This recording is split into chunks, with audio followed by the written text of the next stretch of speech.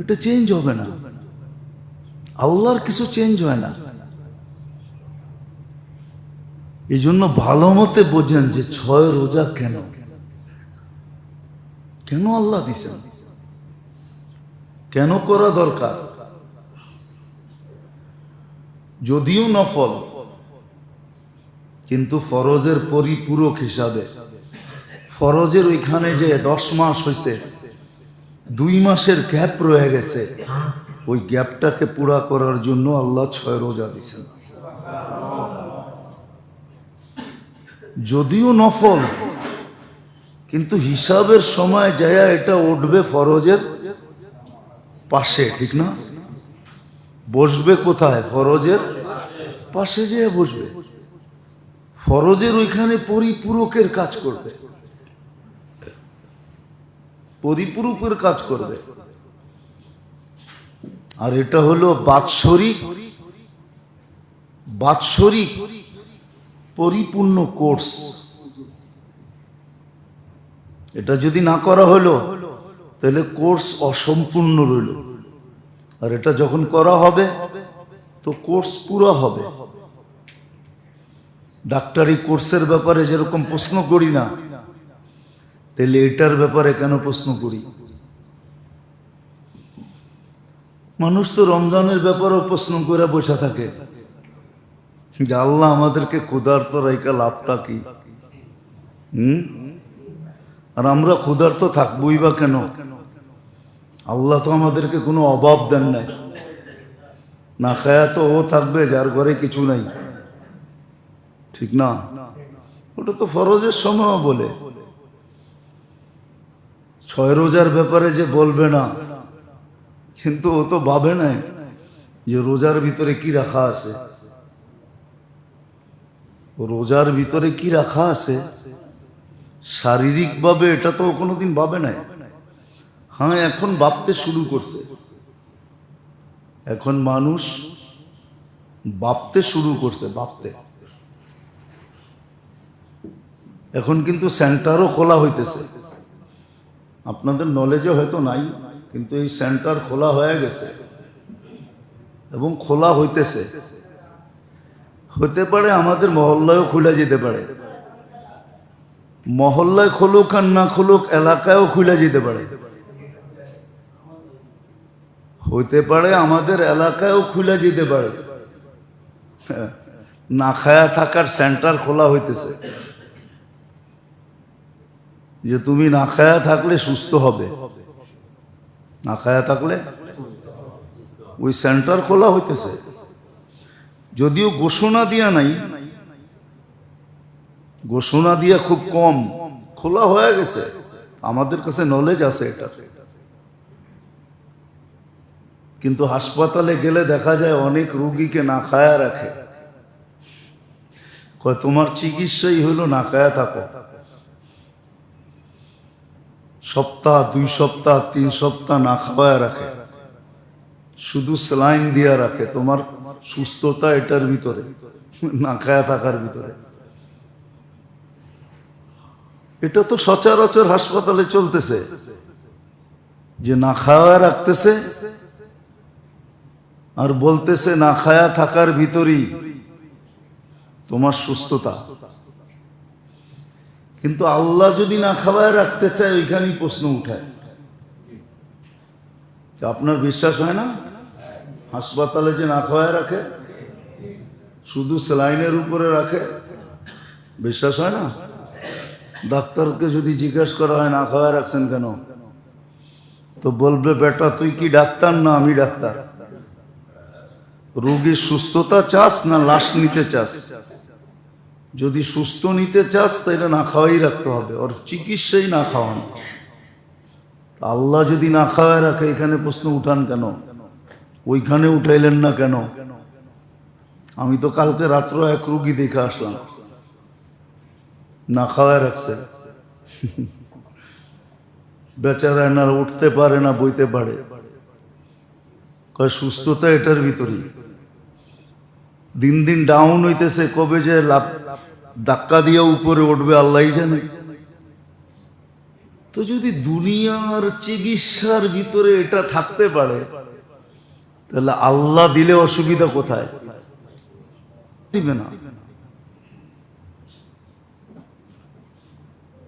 এই জন্য সহি বোঝেন, সঠিক বোঝেন, শুধু কেন কেন করেন না। 6 রোজা এই জন্যই আল্লাহ দিয়েছেন। পারলে খুব ভালো, বললামই তো যে এটা ফরজ না, এটা নফল, কিন্তু পারাটাই চাই। পারলে ভালো হবে, এটা পরিপূর্ণ কোর্স কমপ্লিট হবে। 1 মাসের পরে যে কোর্সটা, এটা কমপ্লিট হবে। আর না হলে চলে যাবেন, চলে যাবেন। সত্য তো এটাই মেরে দোস্ত। চোখে তো মাঝে মাঝে দেখি কতজন রে ফাফর দিয়া বওয়ায় দেয়। ফেরেশতা করে কোনো ফাফর দেওয়া চলবে না। ওইখানেও ফাফর দিবেন? ওইখানেও পোস্টার উঠায় দেখায় দিবেন যে পোস্টার দেখোস না চোখে আমি কে? ওইখানে ফাফর চলবে না। ওইখানে ফাফর খাইতে খাইতেই আপনি তেনা হয়ে যাবেন। ফাফর দিবেন কোত্থেকে? দুনিয়ায় ফাফর চলে, ওইখানে ফাফর চলবে না। সুস্পষ্ট বোঝেন। হৃদয় বিবেকের পর্দা খোলেন। আজকের থেকেও রাখা যেত, পুরা মাস রাখা যাবে। আল্লাহ সুযোগ দিছে, পুরা শাওয়াল মাস রাখা যাবে। এমনও বাধ্যবাধকতা করেন নাই যে প্রথম 10 দিনই কমপ্লিট করে ফেলতে হবে। বরং আরেকটা সুযোগ দিছে, ইচ্ছা করলে তুমি বাইঙ্গাও রাখতে পারো। এই সপ্তাহে 2টা, মধ্যখানে 1 সপ্তাহ গ্যাপ দিলেন, আবার 2টা রাখলেন, আবার কয়েকদিন গ্যাপ দিয়ে আবার শেষ সপ্তাহে 2টা রাখলেন। এই সুযোগও দিয়ে দিয়েছেন, পুরো মাসের ভিতরে রাখতে পারেন। ফ্যাসিলিটি আর কত দিবে? মাঝে মাঝে বাইবা তো নিজের বিবেকও নষ্ট হয়ে যায় যে আল্লাহ আপনি কেমন আল্লাহ? সব নুন আপনার খায়, 24 ঘন্টা আপনার নুন খায়, আবার দাঁড়ায় দাঁড়ায় আপনারই ফাফর দেয়। দেয় না?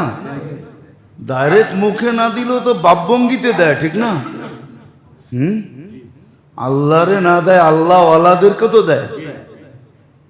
আল্লাহকে দিনকে না দেয়, দিনদারকে তো দেয় না, দেয় না? মাঝে মাঝে আমাদেরও বলে ফেলে, কয় টাকার মৌলবি, এত বড় বড় কথা কোন? মনে হয় উনি টাকার পাহাড় আর কি। বলে ফেলে মুখের উপরে, সামনে না বললো পিছে বলে, এত লম্বা লম্বা কথা বলে, কয় টাকার মৌলবি বলে ফেলে। আমাদের কানে কথা চলে আসে, ইথারে চলে আসে সব। এমন না যে চলে আসে না, ইথার বোঝেন? আমাদের কথা একজনটা আরেকজনের কাছে যায় কি করে জানেন? ইথারের মাধ্যমে যায়। যদি ইথার না থাকতো তাহলে আপনি সারাদিন চিল্লাইলেও আপনার পাশের লোক শুনতো না। জিজ্ঞেস করেন আপনাকে বিজ্ঞান রে। মাঝে মাঝে দেখি এরকম বলে, কয় টাকার মূল্য?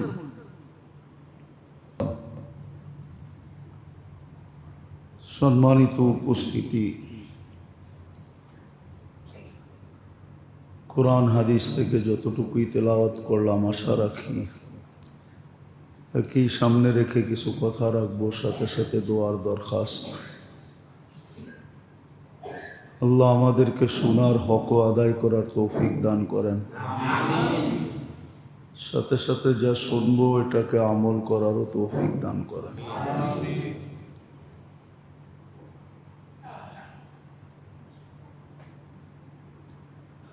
বুঝ বড় জিনিস।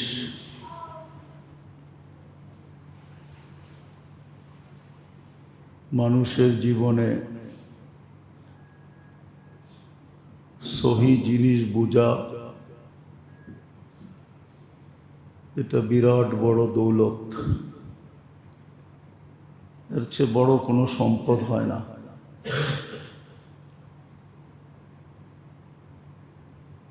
দুনিয়ার ব্যাপারেও আর আখেরাতের ব্যাপারে তো তুলনাই নাই,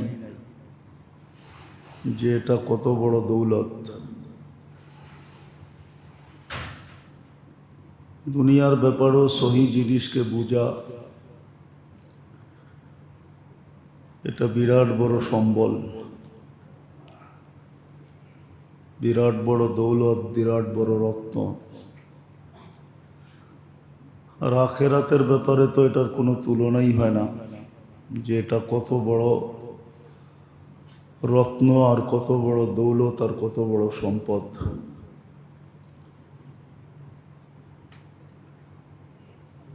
আর সহি বুঝ যে সবার হবে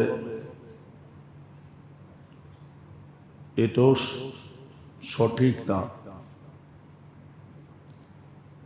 হ্যাঁ, সহি বুঝ আল্লাহ ওকে দেন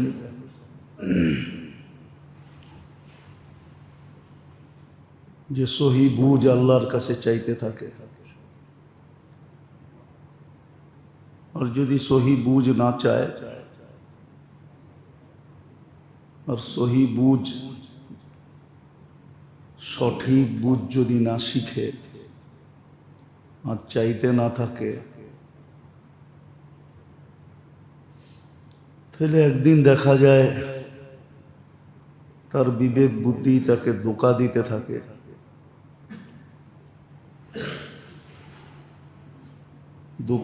দোকার উপকরণ বা সামান যেরকম বাহিরে আছে, দোকার উপকরণ আর সামান এরকম আমাদের ভিতরেও আছে। শুধু এটাই না যে দোকার সামান বাহিরে আছে, ভিতরে নাই।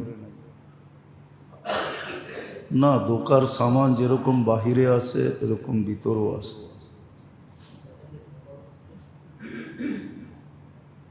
মানুষের ভিতরের প্রত্যেকটা জিনিসই মানুষকে ধোঁকা দেয়। মন থেকে নিয়ে প্রত্যেকটা জিনিস মানুষকে ধোঁকা দেয়, বিবেক দেয়, বুদ্ধি দেয়, বিদ্যা দেয়, পরিবেশ দেয়, সঙ্গী দেয়, সঙ্গ দেয়, পাঙ্গ দেয়। প্রত্যেক জিনিস মানুষকে ধোঁকা দিতে থাকে। আবার বাহিরের জিনিস তো মানুষকে ধোঁকা দেয়, এটা তো সুস্পষ্ট। এই জন্য সহি বুঝ খুব জরুরি। এই জন্য আল্লাহর কাছে সহি বুঝ চাওয়া এটাও ইবাদতের একটা অংশ, দোয়ার একটা অংশ। এটাও যে সহি বুঝ সবসময় চাইতে থাকা।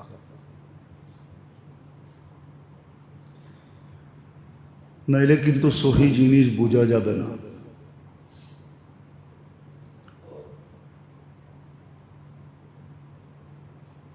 আল্লাহ সহি বলবে, রসুল সহি বলবে,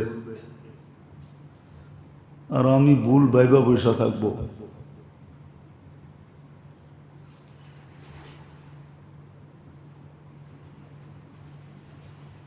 পরিণতি কারোই খারাপ হবে না, শেষমেশ পরিণতিটা আমারই খারাপ হবে। এই জন্য খুব ভালোভাবে বোঝা উচিত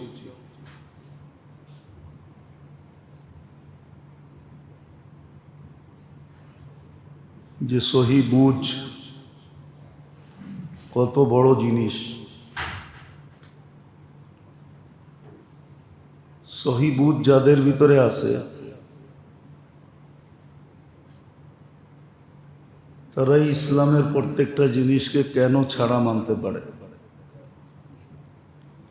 আর যাদের ভিতরে সহি বুঝ নাই তারা প্রত্যেকটা জিনিসের ভিতরেই কেন তালাশ করে, কেন করব, কেন হইল। আর আল্লাহ যাদেরকে সহি বুঝ দিছেন তারা কেন আর তালাশ করে না। তারা সোজা সোজা বলে আল্লাহ বলছেন, আল্লাহ রসুল বলছেন, ঠিক আছে, মানতে পারলে মানে, না মানতে পারলে এটার উপরে ইস্তেগফার করে যে আল্লাহ পারি নাই, মাফ করে দিয়েন। কিন্তু যাদের ভিতরে সহি বুঝ না আসে, ওরা না মানতে পারে, বরং কেনর পিছে দৌড়াইতে থাকে। একদিন দেখা যায়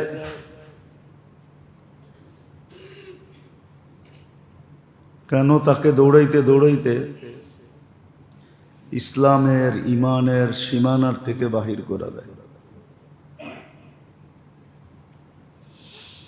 ভাবতে থাকে নিজে মুসলমান, কিন্তু মিটার লাগাইলে দেখা যায় যে মুসলমান নাই। মেশিন লাগাইলে দেখা যায় যে না, ইসলাম তো নাই ভিতরে, ইমান নাই। এই জন্য মেরে দোস্ত, সহি বুঝ বড় জিনিস। আর সহি বুঝ যাদের ভিতরে হয়, একটু আগেই বললাম, যারা আল্লাহ আল্লাহ রসুলের হুকুমকে কেন ব্যতীত মানে, মানতে পারলে তো আলহামদুলিল্লাহ পড়ে, আলহামদুলিল্লাহ করতে পারছি। আর মানতে না পারলে ইস্তেগফার পড়ে, মনের থেকে ইস্তেগফার পড়তে থাকে যে আল্লাহ পারি নাই, মাফ করে দিয়েন। আর দুটোটাই আল্লাহর কাছে প্রশংসার পাত্র। যে মানছে সেও যেরকম প্রশংসার পাত্র, যে মানতে পারে না ইস্তেগফার করছে সেও প্রশংসার পাত্র। কিন্তু তৃতীয় যেই দল আছে, যারা শুধু কেনর পিছে দৌড়ায়, এরা আল্লাহর প্রশংসার পাত্র না। এরা হয়তো দুনিয়ার মানুষের কাছে প্রশংসার পাত্র হয়, কখনো কখনো মানুষ এদেরকে বুদ্ধিমানও বলে, কিন্তু বাস্তবিক আল্লাহর কাছে এরা প্রশংসার পাত্র হয় না। এজন্য খুব বুঝার বিষয়। সহি বুঝ, সত্যকে বুঝা, সাথে সাথে আরেকটাও যোগ করা যায়, সত্যকে সত্য বইলা স্বীকার করা, হককে হক বইলা স্বীকার করা, এটাও বড় জিনিস।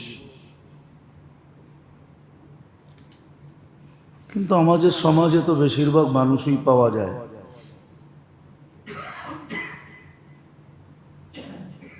যারা হককে হক বইলা স্বীকারও করতে চায় না। ভাববে তো দূরের কথা, চিন্তা করবে তো দূরের কথা, শিখবে তো দূরের কথা। বাবার দরকার ছিল, শিখার দরকার ছিল, এটা তো বহুত দূরের জিনিস। হককে হক বইলা স্বীকারও করতে চায় না, যেটা হক, এটা সত্য, এটাও স্বীকার করতে চায় না। বরং বহুত উক্তি যুক্তি তর্ক সর্ক এর পিছনে দৌড়াইতে থাকে। কখনো তর্ক করে, কখনো উক্তি করে, কখনো যুক্তি দেখায়। আর এই পার্সেন্টেজই আমাদের সমাজে অনেক বেশি।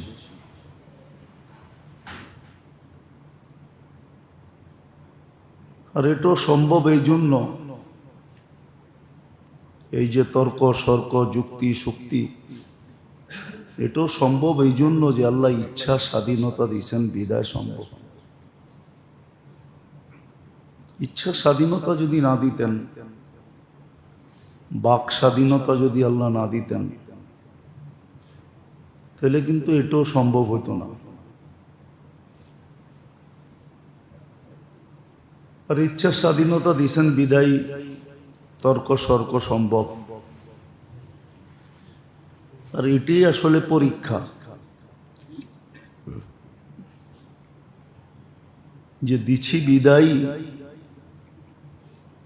যেমন খুশি তেমন ব্যবহার করে, না বাইবা চিন্তা ব্যবহার করে, না দেখে ব্যবহারের ভিতরে আমাদের অনুমতি আছে না নাই, এটা দেখে কিনা, এই পরীক্ষার জন্যই দিছেন। এতগুলা কথা বুঝানোর এই জন্যই প্রয়োজন পড়ল। অনেকে বলে যে রমজানের রোজাই তো যথেষ্ট ছিল, আবার 6 রোজা কেন দিল? 1 মাসই তো রাখলাম, আবার 6 দিন কেন রাখবো? এই কথাগুলা মানুষ বলে। 1 মাসেই তো এত ছিল, এখন আবার 6টা কেন রাখতে হবে?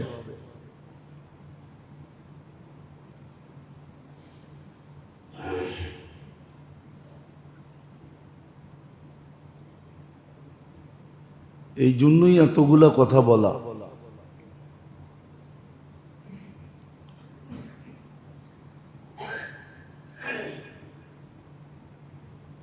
সহি জিনিসকে যদি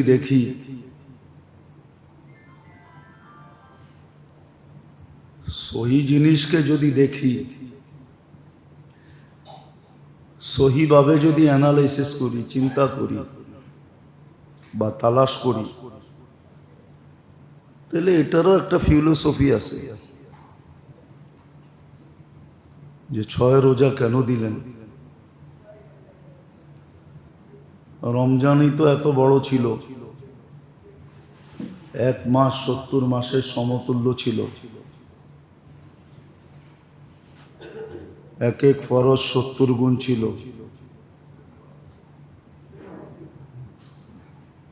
আবার 6 রোজা কেন রাখতে হবে?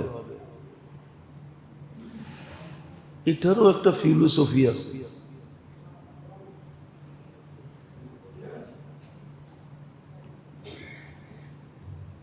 এটারও একটা যুক্তি আছে যে এটা কেন দিলেন, 6 রোজা কেন দিলেন।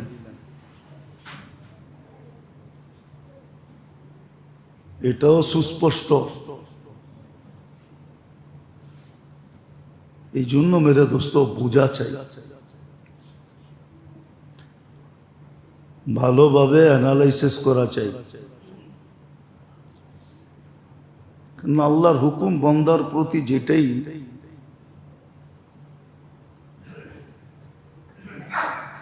কারণ আল্লাহই আমাদের সৃষ্টিকর্তা। এটা সবকিছু আল্লাহ যতটুকু বোঝে, আল্লাহ যতটুকু জানে, আল্লাহর এলেমে যতটুকু আছে, আমাদের এলেমে কিঞ্চিত নাই, সামান্যতম নাই। আল্লাহর এলেমের ভিতরে যতটুকু আছে,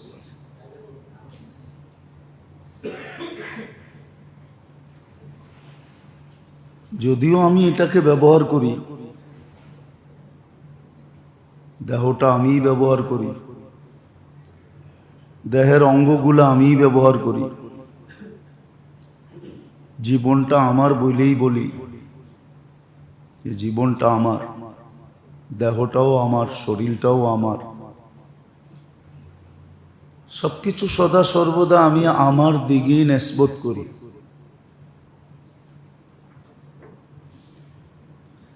আমার বলেই উল্লেখ করি, কিন্তু করলে কি হবে? বাস্তব এটার সৃষ্টিকর্তা তো আল্লাহ, এটা কন্ট্রোলও করেন কিন্তু আল্লাহ।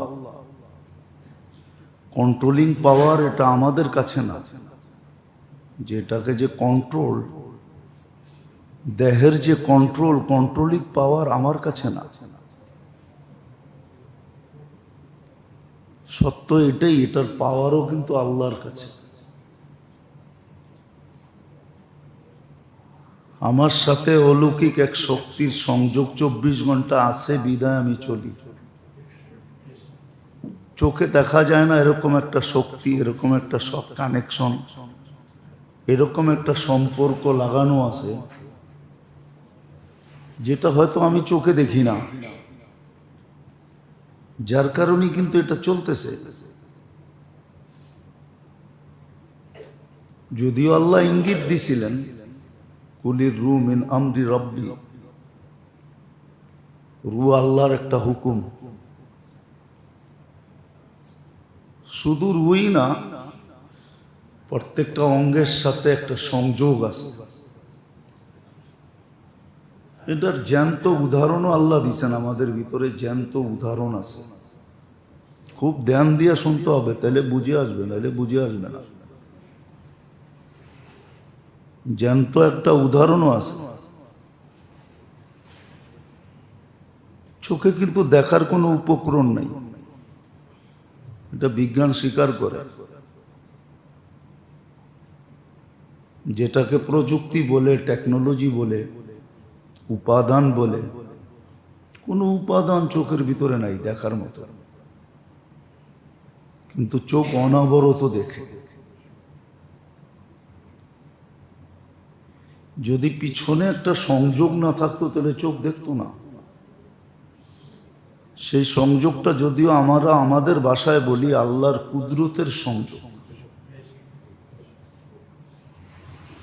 কানে কিন্তু শোনার কোনো উপকরণ নাই। বলে উপকরণ থাকলে কি হইতো? উপকরণ যদি থাকতো তাহলে আর্টিফিশিয়াল চক্ষু তৈরি হইতো। উপকরণ যদি থাকতো তাহলে আর্টিফিশিয়াল শ্রবণ শক্তি তৈরি হইতো। মুখে বলার কোনো উপকরণ নাই, বাকশক্তির ভিতরে, গলার ভিতরে কোনো উপকরণ সেট করা নাই যে আমরা বলি।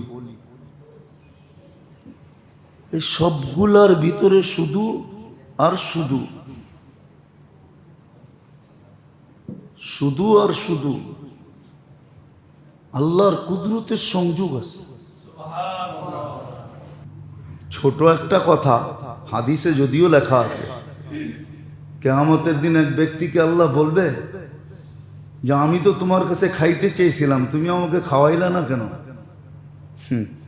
তো বন্দা আকাশ থেকে পড়বে, বলবে আল্লাহ আপনি কবে খাইতে চেয়েলেন?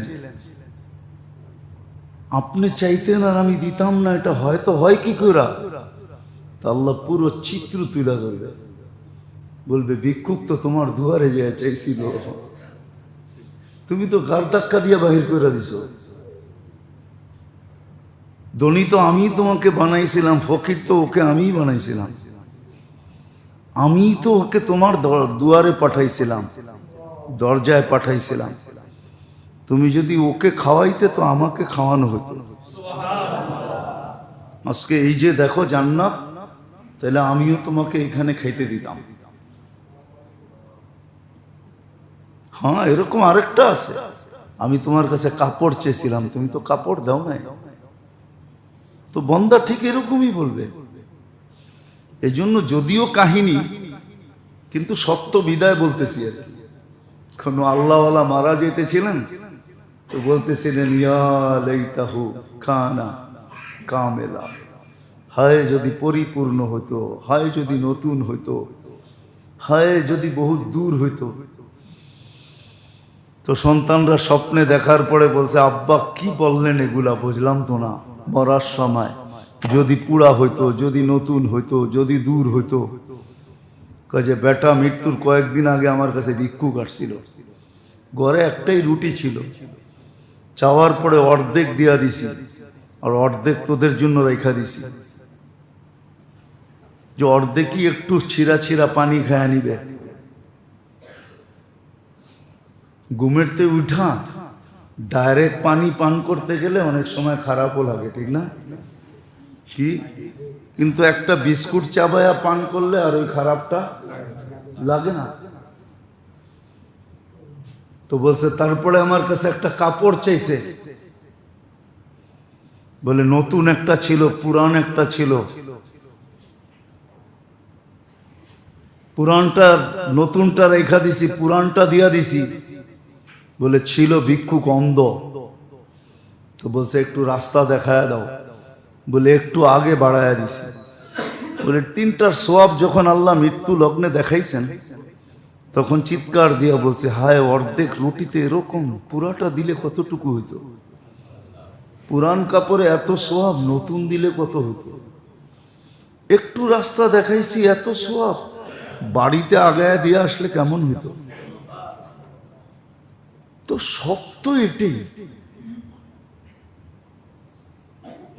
এই সুযোগগুলো কি আল্লাহ সামনে নিয়ে আসবে? মরার পরে এই সুযোগগুলা সামনে আসবে।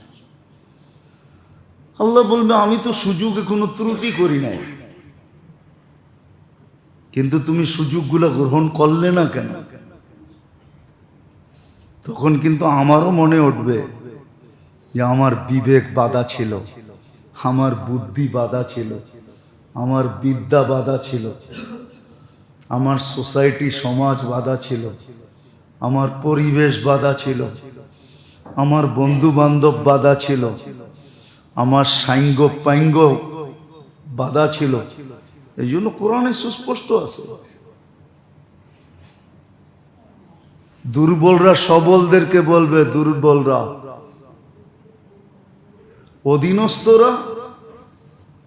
অধীনস্থরা বলবে যে তোমাদের পিছে চলার কারণে আজকে আমাদের এই দুরবস্থা। তো ওনারা ওই দিনও ধমক দিয়া বলবে, বেশি কথা বলিস না, তুইও যেখানে আমিও এখানে, চুপ করে বল। অনেক সময় বলে না, বেশি কথা কইস না, চুপ করে বল। তুই দোজগও এটাই বলবে, বলবে তুইও যেখানে আমিও তো এখানে, এত কথা বলিস কেন, চুপ করে বল। তুইও বক কর, আমিও বক করি। হ্যাঁ, মধ্যখানে একটা কথা এটা বলবে অবশ্যই, যে তুই আমার পিছে চললি কেন? তুই আমার পিছে আমার কথায় নাচলি কেন? আমার কথায় চোখ বন্ধ করে দৌড় দিলি কেন? এই কথাটাও কোরআনে লেখা আছে, কেন আমার পিছে চললে? এই জন্য মেরে দোস্ত, আসেন বোঝেন, সহি জিনিসটাকে বোঝেন। এই জন্যই প্রথম কথা এটাই ছিল যে সহি বুঝা বিরাট বড় দৌলত।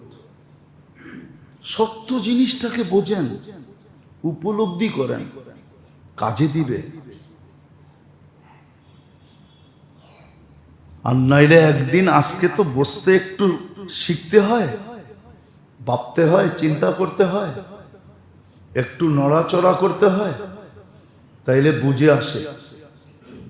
কিন্তু কালকে কিন্তু সবকিছু ছাড়াই বুঝে আসবে, কিন্তু ওই দিন বুঝা কোনো কাজে দিবে না। এটাও সুস্পষ্ট, বুঝবে না এরকম না, সবাই বুঝবে, বুঝবে কিন্তু কোনো কাজে দিবে না। এই জন্য সহি বুঝেন, সঠিক বুঝেন, শুধু কেন কেন করেন না। 6 রোজা এই জন্যই আল্লাহ দিয়েছেন, পারলে খুব ভালো। বললামই তো যে এটা ফরজ না, এটা নফল, কিন্তু পারাটাই চাই। পারলে ভালো হবে, এটা পরিপূর্ণ কোর্স কমপ্লিট হবে।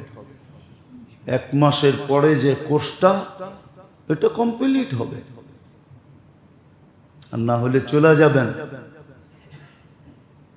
চলে যাবেন। সত্য তো এটাই মেরে দোস্ত। চোখে তো মাঝে মাঝে দেখি কতজন রে ফাফড় দিয়া বওয়ায় দেয়। ফেরেশতা করে কোনো ফাফড় দেওয়া চলবে না, ওইখানেও ফাফড় দিবেন। ওইখানেও পোস্টার উঠায় দেখায় দিবেন যে পোস্টার দেখোস না চোখে আমি কে। ওইখানে ফাফড় চলবে না। ওইখানে ফাফড় খাইতে খাইতেই আপনি তেনা হয়ে যাবেন। ফাফড় দিবেন কোত্থেকে? দুনিয়ায় ফাফড় চলে, ওইখানে ফাফড় চলবে না। সুস্পষ্ট বোঝেন, হৃদয় বিবেকের পর্দা খোলেন। আজকের থেকেও রাখা যেত, পুরা মাস রাখা যাবে। আল্লাহ সুযোগ দিছে, পুরা শাওয়াল মাস রাখা যাবে। এমনও বাধ্যবাধকতা করেন নাই যে প্রথম 10 দিনই কমপ্লিট করে ফেলতে হবে। বরং আরেকটা সুযোগ দিছে, এই সপ্তাহে 2টা, মধ্যখানে 1 সপ্তাহ গ্যাপ দিলেন, আবার 2টা রাখলেন, আবার কয়েকদিন গ্যাপ দিয়ে আবার শেষ সপ্তাহে 2টা রাখলেন। এই সুযোগও দিয়ে দিয়েছেন, পুরো মাসের ভিতরে রাখতে পারেন। ফ্যাসিলিটি আর কত দিবে?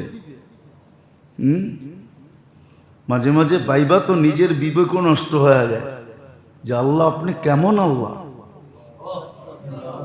সব নুন আপনার খায়, 24 ঘন্টা আপনার নুন খায়, আবার দাঁড়ায় দাঁড়ায় আপনারই ফাফর দেয়। দেয় না? ডাইরেক্ট মুখে না দিলেও তো বাপভঙ্গিতে দেয়, ঠিক না? আল্লাহরে না দেয়, আল্লাহ ওয়ালাদেরকে তো দেয়। আল্লাহকে দিনকে না দেয়, দিনদারকে তো দেয় না, দেয় না? হ্যাঁ, মাঝে মাঝে আমাদেরও বইলা ফেলে, কয় টাকার মৌলবি, এত বড় বড় কথা কোন? মনে হয় উনি টাকার পাহাড় আর কি, বইলা ফেলে মুখের উপরে, সামনে না বললো পিছে বলে, এত লম্বা লম্বা কথা বলে, কয় টাকার মৌলবি বইলা ফেলে। আমাদের কানে কথা চলে আসে, ইথারে চলে আসে সব, এমন না যে চলে আসে না। ইথার বোঝেন? আমাদের কথা একজনটা আরেকজনের কাছে যায় কি করে জানেন? ইথারের মাধ্যমে যায়। যদি ইথার না থাকতো তাহলে আপনি সারাদিন চিল্লাইলেও আপনার পাশের লোক শুনতো না। জিজ্ঞেস করেন আপনাকে বিজ্ঞান রে, মাঝে মাঝে দেখি এরকম বলে, কয় টাকার মূল্য, অথচ কয়েকদিন আগে যে ও কয় টাকার ছিল এটাও ভাবে না যে আমি কয় টাকার ছিলাম। এখন তো আমার একটা ছবি পোস্টারে আসতেছে, আমি একটু বাবালা হইছি, কিন্তু ওজের আগে কি ছিল এটা চিন্তা করে না, ডাইরেক্ট মলবিরে বলতেছে, কয় টাকার মলবি, এত বড় বড় কথা কয়। তো আজকে ফাফর আল্লাহকে দিতে পারি, কিন্তু কালকে দেওয়া চলবে না। পায়ে হাত রাখি, বোঝেন, সময় থাকতে চলে নেই। নাইলে কবিতাটা ভুলা গেছি, নাইলে শুনায়া দিতাম। বাংলার কবির লেখাই যে গনিয়ে আসতেছে সন্ধ্যা, একটা কবিতা আছে, ছোটবেলা পড়ছিলাম। ওই ছোটবেলার কবিতা তো এখন আর বইতেও পাওয়া যায় না। রাখাল রে বলছিল, রাখাল রে, রাখাল কবিতার ভিতরেই আছে যে গরু সরু সব তাড়াতাড়ি গুটাও, সন্ধ্যা গনিয়ে আসতেছে। কবিতার ছন্দটা ভুলা গেছে, কিন্তু নামটা মনে আছে আর কি। রাখাল কবিতার ভিতরে আছে, রাখাল যায় না চড়ে গরু চড়াইতে, কয় সন্ধ্যা ঘনিয়ে আসতেছে, তাড়াতাড়ি গুটাও, আপনার আমার জীবনের সন্ধ্যা গনায় আসতেছে। এই জন্য গুটায় নেন, আসেন, আল্লাহ করুক, আমরা সবাই বুঝি আর 6 রোজাকে ওইভাবে উদযাপন করি যেইভাবে করা দরকার। আল্লাহ আমাদেরকে আমল করার তৌফিক দান করেন। ওয়া মা আলাইনা ইল্লাল বালাগ।